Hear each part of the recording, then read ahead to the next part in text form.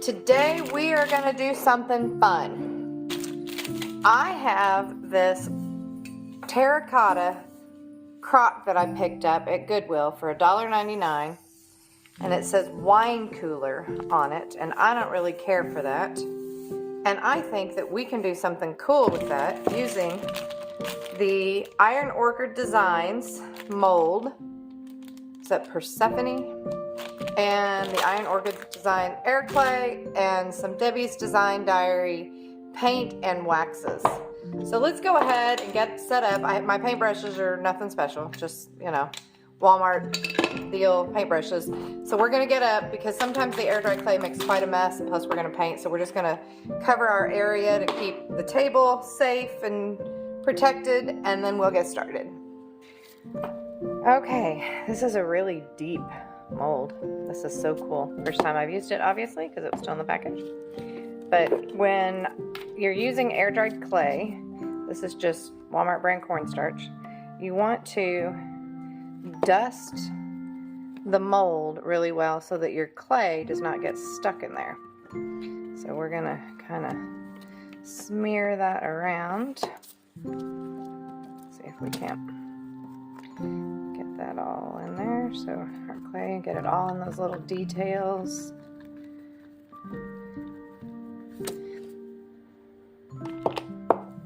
And you don't want to get too much in there. We're going to shake off that excess, because if you get too much in there, it does something weird to your clay, because it makes your clay dry. Let's see if I can't. Alright, so let's get her all dusted up.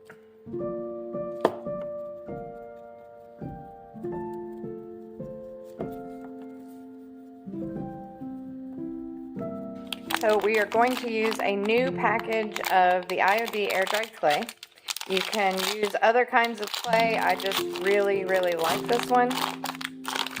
I've tried a few other kinds, but one of the things to note is, of course, the non-toxic formula here. I mean, you know, some clays are kind of weird, but I just really like this one because I know that it is safe. This was not a good tool of choice. That was not really what I got it for. I'll tear some off. I just kind of want to work some. It's obviously going to take a lot more than this, but I want to work it a little bit and kind of get it soft. But those of you that have been following me a while know that I had surgery and things are still, I'm still struggling. I don't have quite full use of this hand yet, and I struggle. Like I can't feel these fingers. Anyway, that's my problem. But, so let's kind of see, we'll kind of get it separated here. I'm going to go ahead and push it in here.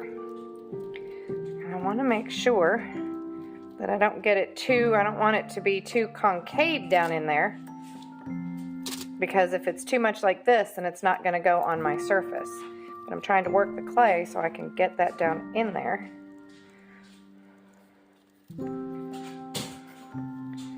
Alright, see if we can make sure to get our hair.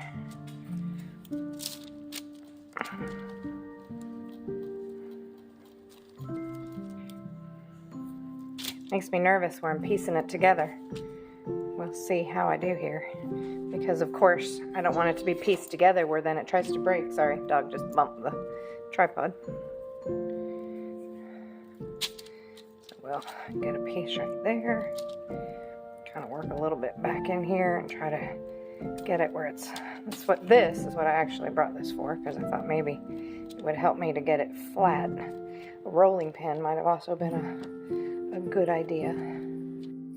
Once I have it all full, I'm just pushing down. I want to make sure I don't have any places that the clay isn't all the way down in and it doesn't pick up that design. There's a lot of detail here. And then I am using that spatula to pull away from the edges. So IOD molds are made with a patented rim around the edge so that it helps you to get your clay a nice crisp clean edge. And then I flip it upside down and just sort of roll it out. This one again is really thick, so it's a little bit different. And now I'm just kind of using my fingernail to push back on the edges where anywhere maybe I didn't have it completely clean around the edge, and I'm just using my fingernail either to pull away a little piece of excess clay or to push it back so it's smooth. So I'm using Aleene's tacky glue, and I am gluing this onto my crock while the clay is still wet. It's really important because then it's going to help it adhere to it and be the right shape so it can be round. So I'm going to put a healthy amount of glue here, especially working it toward the edges, making sure I have glue on the edge. I'm going to carefully roll it and flip her on here, and then I'm going to push down on it. You'll see me pushing, but you don't want to push so hard that you flatten your clay. I mean, remember, your clay is still very wet here. So I'm just trying to work around the edges, and I don't care if the glue comes out a little bit. I would rather that I knew that I had it pushed down all around the edge. And see, I'm just gently using a little bit of pressure all over the middle and then around on the edges to make sure I have really good adhesion without flattening the design of my beautiful lady. Once I have her all where I need her and adhered, I'm going to use masking tape, and I'm not pushing the tape down on the mold. I'm just pushing it down and then making sure that it's connected to the crock. And I'm just using a wet wipe here to get a little bit of that excess glue that came out. I'm going to paint both the mold and the crock all the same color, so I'm not too worried. You can't really see the clay. I just want to make sure there's not any place where it's going to run or anything like that.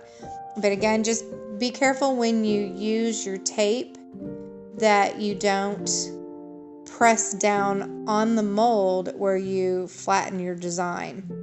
You can kind of apply just a little bit of pressure as you go to put it down, and then where you want to make sure it's adhered is to the crock, not the mold.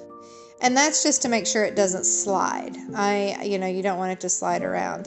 So I'm going to leave her here where she can't roll away, and I am going to let that dry overnight just to make sure before I pull this tape off and start to paint that her glue is dried. Now this, again, it's a very thick mold, and the clay itself has not completely cured, but my glue is pretty well dry. I'd say my glue is all dry, and I don't think she's going anywhere, but my clay is still damp, and of course there she rolls away, but it didn't hurt her. It scared me a little bit there.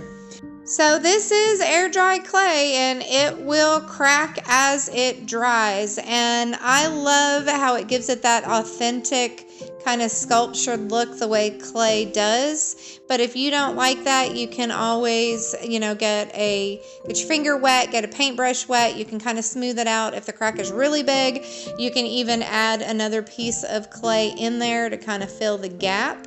But I just love the authenticity of it looking like an actual sculpture here. So we are using Debi's Design Diary with Jami Ray Vintage Cottage color in the color Crockery. It is absolutely one of my favorite colors from the Cottage color line, if not all from Debi's Design Diary paints completely. But it's a little bit, if you're not used to it and you're a little more used to the DIY traditional clay-based paint, this one is thinner, so you just have to watch and make sure that you catch any runs and wipe them away so that you don't end up with any drips or anything.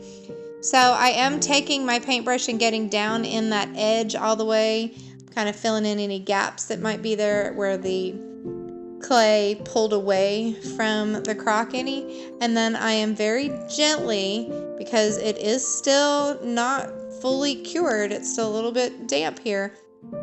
I don't want to smooth out my beautiful design and pattern in the clay here, so I'm just gently painting over top of her with my synthetic paintbrush from Walmart.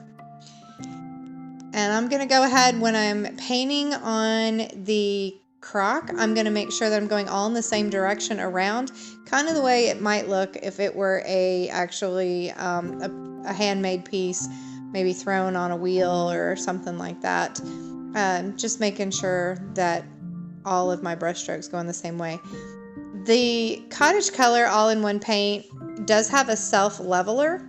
So unlike the Debi's Design Diary DIY traditional kind where it has a little bit more of a texture, this one will actually smooth out a little bit more, but I just am making sure that I still get it all in one direction.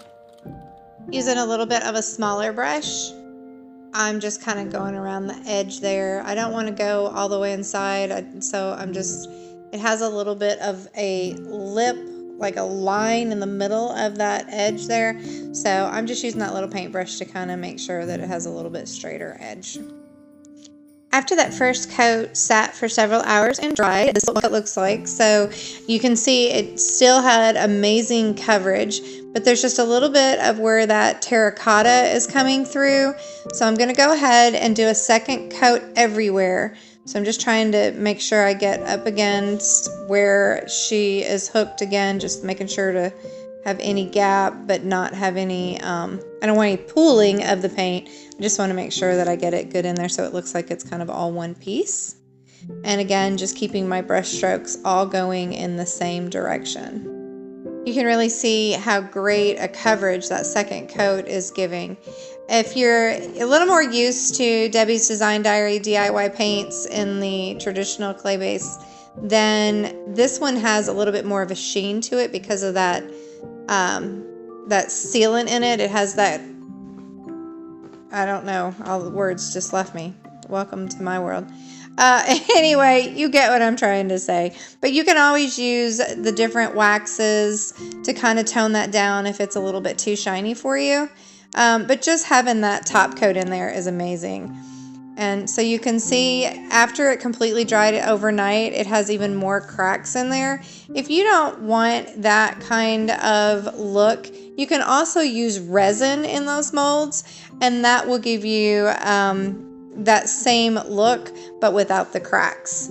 So we're going to give her an awesome aged look, and we're using Debi's Design Diary wax in the color Clear.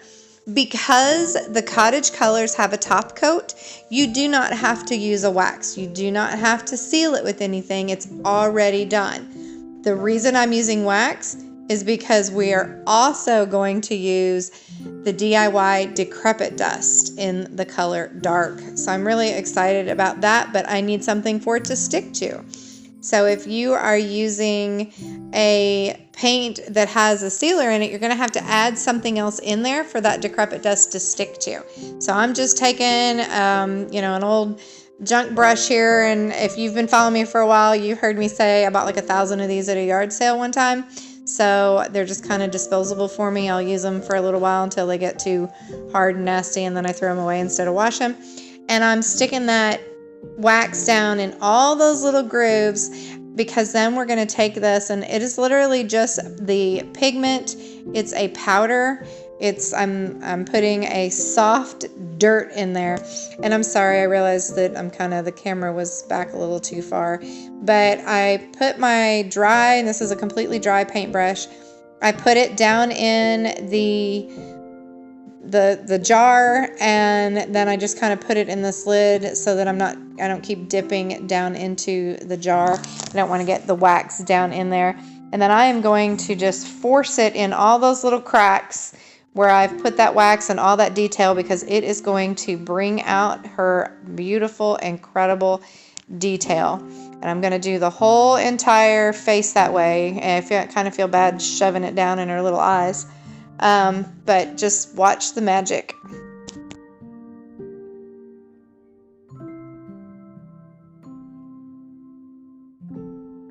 Let's get this camera where you can see it a little bit better. The thing that's awesome about this is you can just keep adding, if you feel like you get too much, you can kind of use that clear wax as an eraser. You just take your brush and get it down in there, and it'll remove some of it. But you can also then just kind of keep going back and forth. You just go until you love it. No, the hammer is not there for me to smash it if I don't like it. That was what my daughter stopped by, and she asked me why the hammer was there. That was actually because I used it to hammer the lid on the paint can.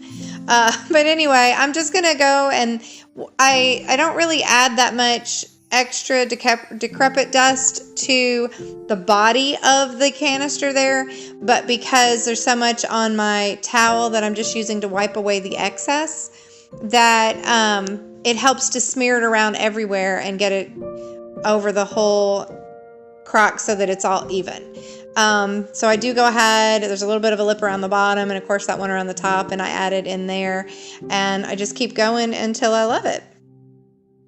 You guys, if you are not already a subscriber, I would absolutely love it if you would subscribe to my channel. If you like DIYs and thrift finds and upcycling and all of that wonderful love, then if you would just click that notification bell, it will let you know anytime we upload a new video. And if you like this video, then definitely give me a thumbs up. And if you have any additional ideas or how you would use one of these clays in our beautiful face here, let me know in the comments. But here she is, completely finished. I think it looks amazing. So it makes a beautiful utensil holder in your kitchen. Or maybe if that's not your jam, you just would like to have a really cool planter or vase to set out. But here she is. Thank you guys so much for watching.